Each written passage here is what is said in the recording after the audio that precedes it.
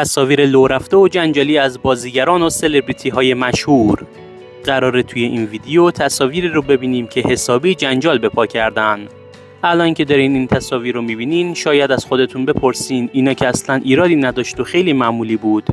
درسته، این تصاویر توی دور زمانه الان خیلی طبیعی و عادی شده، اما توی زمان خودش خیلی جنجال آفرین بود و هنرمند و سلبریتی که عکس و فیلمش لو میرفت تبعات خیلی بدی براش داشت. بعضی از این افراد تا مدت‌ها ممنوع التصویر و ممنوع الکار می‌شدن و بعضی هاشون به خاطر انتشار چنین تصاویری تا مدت‌ها جایی نمی‌رفتن و خونه نشین می‌شدن که مبادا مورد سرزنش مردم و هوادارانشون قرار بگیرن. این تصاویری که الان می‌بینین توی جامعه فعلی خیلی فراگیر و احتمالاً خیلی معمولیه براتون، ولی سرنوشت‌ها تغییر داده. اما توی اون زمان خیلی زشت و قبیح بود و برای چنین تصاویر و مراسم‌ها و همچنین پوشش‌هایی باید به نهادهای مختلف جواب پس می‌دادن. البته براشون پرونده‌های قضایی و درج در پرونده هم صورت می‌گرفت. جالبه که توی دور زمانه الان با پوشش‌های خیلی راحت‌تر توی مراسم‌ها شرکت می‌کنن که کاملاً مرتبط با سینما هم هست. مثلا جشنواره‌های مختلف از جمله جشنواره فیلم فجر و جشن حافظ و غیره. همین عکسایی که الان دارین از بهنوش بختیاری می‌بینین، همینا باعث شده که اون مدت‌ها ممنوع الفعالیت بشه. مثلا همین عکسایی که از شادمهر عقیلی و ژینا دوست دخترش پخش شد، باعث شد شادمهر مجوز نگیره و ژینا کلانتری هم که خودش بازیگر بود ممنوع الکار بشه و بعدها تصمیم بگیره بازیگری رو ببوسه و بذاره کنار. تصاویر جنجالی از زنده یاد آزاده نامداری، مجری فقید تلویزیون، باعث شد تا او برای همیشه از تلویزیون کنار گذاشته بشه و بعدها گرفتار افسردگی بسیار شدید بشه و بعد هم تمام. همین تصاویری که از هدیه تهرانی میبینید شاید معمولی باشه، ولی باعث شد سوپر استار آن زمان سینما مدت‌ها ممنوع الکار و ممنوع التصویر بشه. سارا و نیکا فرغانی اصل به خاطر حضور در این استرخ پارتی از سریال محبوب پایتخت برای همیشه کنار گذاشته شدن و جاشونو به بازیگرای دیگه دادن.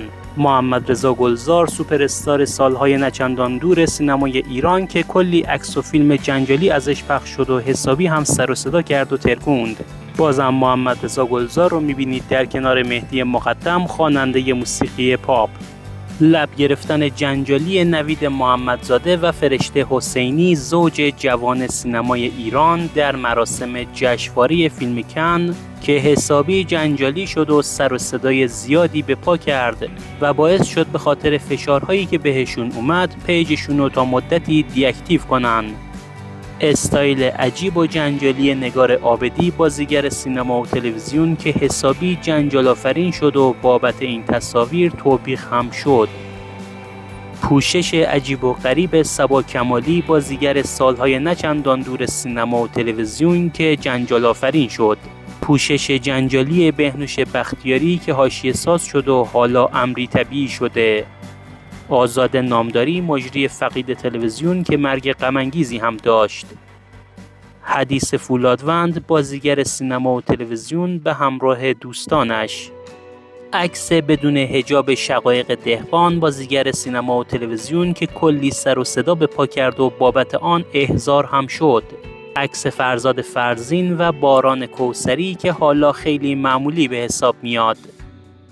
برای دیدن ادامه ویدیو لایکو بزنین و همراه هم باشین. عکس بدون حجاب هدیه تهرانی سوپر استار دهه 80 سینما.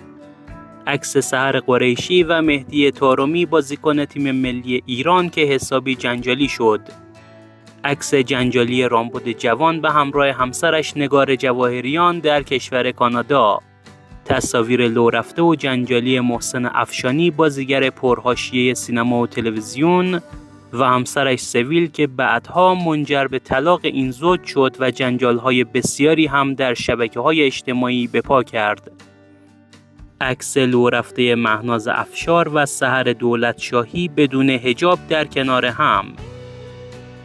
تصاویر لو رفته از مهران مدیری و خانمی در کشور فرانسه با نام غزال رجبیان که سال قبل با او ازدواج کرد و حسابی هم جنجال آفرین شد. تصاویری عجیب و غریب از محمد صادقی بازیگر پرحاشیه و سابق سینما و تلویزیون که گرایش زنانه داره و چند سالی است به خاطر پرونده قضاییش مجبور شده از کشور مهاجرت کنه و همچنان جنجال به پا میکنه. سحر زکریا بدون حجاب با استایلی خاص که مورد توجه قرار گرفت. عکس جنجالی احسان کرمی و لادن طباطبایی در آغوش یکدیگر. تصاویر بسیار جنجالی از آرام جوینده، خواننده و مدلینگ و همسر بازیکن سابق پرسپولیس و تیم ملی یعنی سپهر حیدری که انقدر جنجال به پا کرد که حالا شایعاتی مطرح شده که گویا او از سپهر حیدری جدا شده و همچنان دوست داره به جنجالهاش ادامه بده. عکس لو رفته از امین حیایی و فریبرز عرب‌نیا به همراه همسرانشون. عکس جالب از نیکی کریمی و مرحوم عزت الله انتظامی در آغوش هم. تصاویر جنجالی از ریحان پارسا و مهدی کوشکی که شایعاتی مطرح شد که با هم ازدواج کردند، اما بعد مدتی تکذیب شد و باعث ممنوع الکاری اونها شد که بعدها ریحان پارسا به ترکیه مهاجرت کرد.